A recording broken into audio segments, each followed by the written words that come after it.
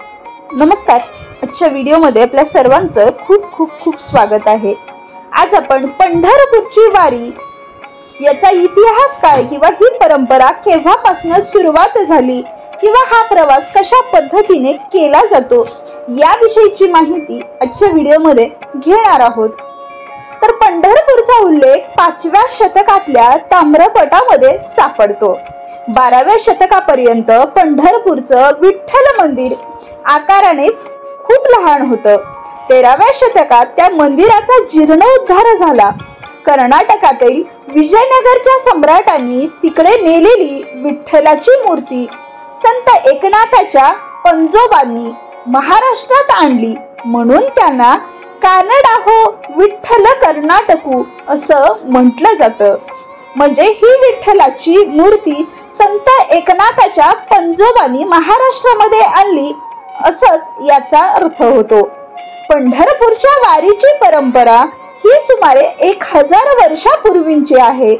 पण संत ज्ञानेश्वरांनी वारीला एक धार्मिक, नैतिक आणि आध्यात्मिक अधिष्ठान दिलं आणि गुरु हैबतबाबांनी 1832 साली वारीला एक नियोजनबद्ध आणि शिस्तबद्ध स्वरूप दिलं. आता आपण संतांचे सर्वसाधारण काळ पाहूया की कोणत्या काळी यांनी वारीला सुरुवात केली असावी. सगळ्यात अगोदरचा काळ होता तो म्हणजेच भक्त पुंडलिकाचा, सुमारे 1050. नामदेवांच्या आधी 220 वर्ष. संत नामदेव 1270 ते 1350 म्हणजेच ज्ञानेश्वराहून 5 वर्षांनी ते मोठे होते. संत ज्ञानेश्वर 1276 ते 1296, नामदेवाहून 5 वर्ष ते लहान होते. संत एकनाथ 1533 ते 1599, ज्ञानेश्वरानंतर 257 वर्ष. संत तुकाराम 1608 ते 1650 म्हणजेच एकनाथानंतर 75 वर्षांनी. संत रामदास स्वामी 1608 ते 1681 म्हणजेच एकनाथानंतर 75 वर्ष त्यांची दुसरी पिढी. त्यांच्यानंतर संत चोखोबा, शिवाय संत सावंतामाळी, संत नरहरी सोनार, संत बंका, संत गोरा कुंभार, संत शेख मोहम्मद, संत बहिणाबाई, संत जनाबाई अशा फार मोठ्या संतांची परंपरा त्यानंतर चालूच राहिली. संत तुकाराम, संत रामदास आणि छत्रपती शिवाजी महाराज जवळपास समकालीन काळातच राहिले होते. वारीची प्रक्रिया ज्येष्ठ वद्य सप्तमीला आळंदीत सुरू होते आणि ती दरवर्षी ज्येष्ठ वद्य सप्तमीलाच या पालखी सोहळ्याचं प्रस्थान होतं. ज्येष्ठ वद्य सप्तमीला माऊली ज्या अश्वावर स्वार होत असतात असं समजलं जातं, त्या अश्वाचं आळंदीमध्ये आगमन होतं. तो अश्व माऊलीच्या पादुकांचं दर्शन घेतो आणि प्रस्थान सोहळ्याची प्रक्रिया सुरू होते. श्री गुरु हैबतबाबांचे वंशज श्री बाळासाहेब पवार, अडफळकर, भालदार, चोपदार, गांधीनगरच्या पालखी सोहळ्याचे विश्वस्त आणि इतर मानकरी यांच्या उपस्थितीत मंदिरात अश्व आणून त्याची यथासांग पूजा केली जाते आणि नंतर आरती केली जाते. एक प्रकारची ती प्राण प्रतिष्ठाच असते. म्हणजे संत ज्ञानेश्वर माऊलींनी ज्या पिंपळाला 1.25 लाख प्रदक्षिणा घातल्या होत्या, तोच स्वर्ण पिंपळ आजही तिथेच उभा आहे.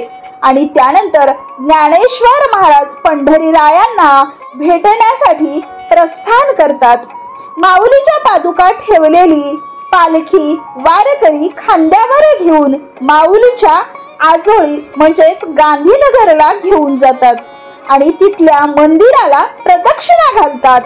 त्या रात्री पालख्यांचा जो मुक्काम आहे तो आजोळीच असतो. म्हणजेच त्या दिवशी अश्विन वद्य सप्तमीला संत ज्ञानेश्वर महाराजांच्या मालकीचं देवळातून म्हणजे मंदिरातून प्रस्थान तर होतं, पण त्याच गावामध्ये त्यांचं आजोळ असल्यामुळे त्या दिवशीचा मुक्काम आजोळी असतो.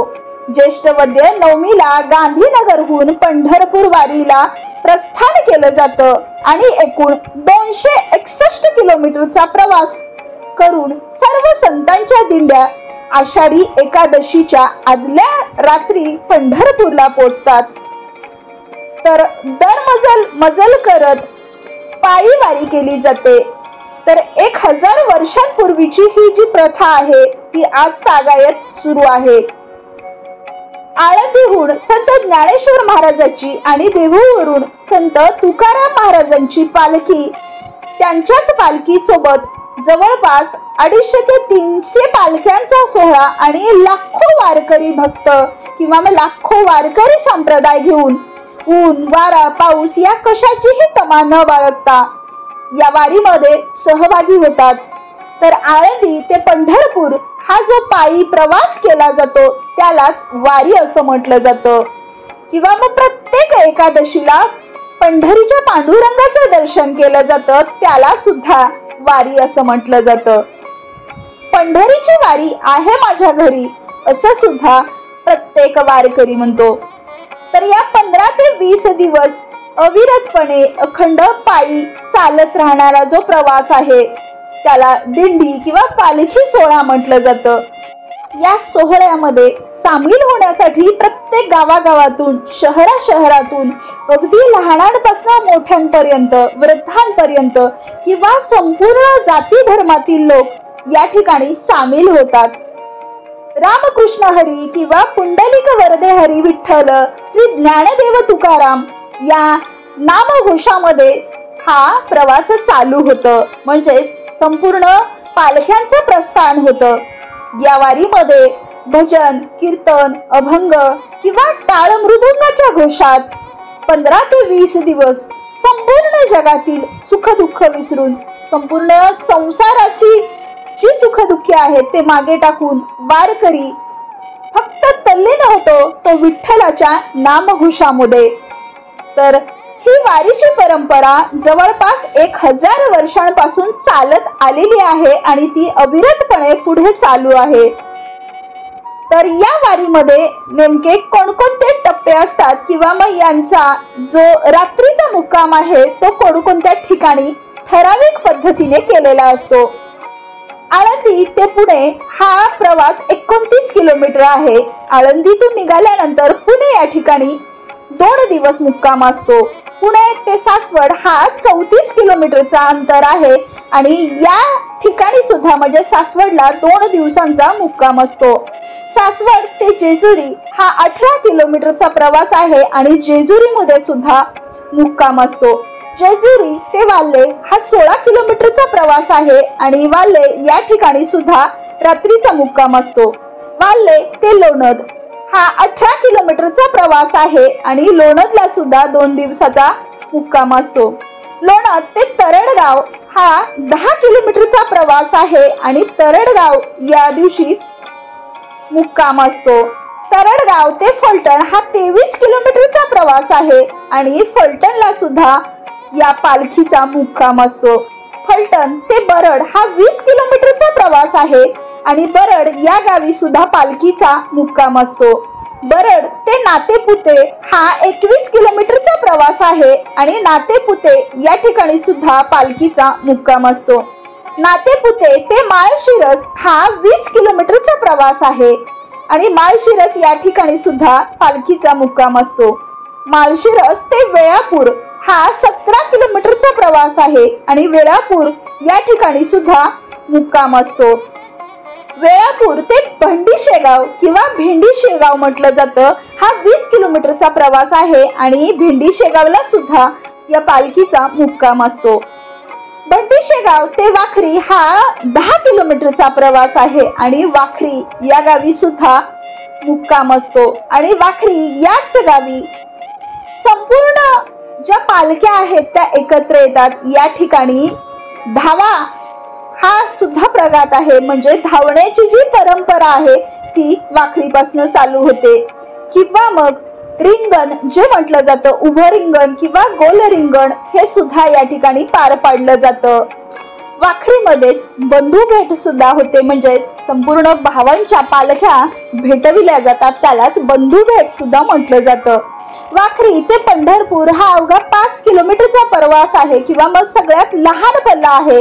वाखरी ते पंढरपूर हा प्रवास आषाढी एकादशीच्या पहिल्या रात्री केला जातो आणि शेवटी ही पालखी आषाढी एकादशीच्या पहिल्या दिवशी पंढरपूर येथे पोहोचते. पंढरपूर येथे गेल्यानंतर चंद्रभागेमध्ये स्नान केलं जातं. संपूर्ण गावाची प्रदक्षिणा केली जाते किंवा संपूर्ण मंदिराची प्रदक्षिणा होते. विठ्ठल रुक्मिणी यांचं दर्शन घेतलं जातं. आषाढी एकादशी दिवशी विठ्ठल रुक्मिणी तसेच राधा राणी समवेत रथामध्ये यांची मिरवणूक काढली जाते आणि याची देही याची डोळा हा नयनरम्य सोहळा आषाढी एकादशीची वारी येथेच संपूर्ण होते. तर ही आषाढी एकादशीची वारीची परंपरा किंवा ही प्रथा अविरतपणे चालू आहे आणि ही अशीच चालू राहणार.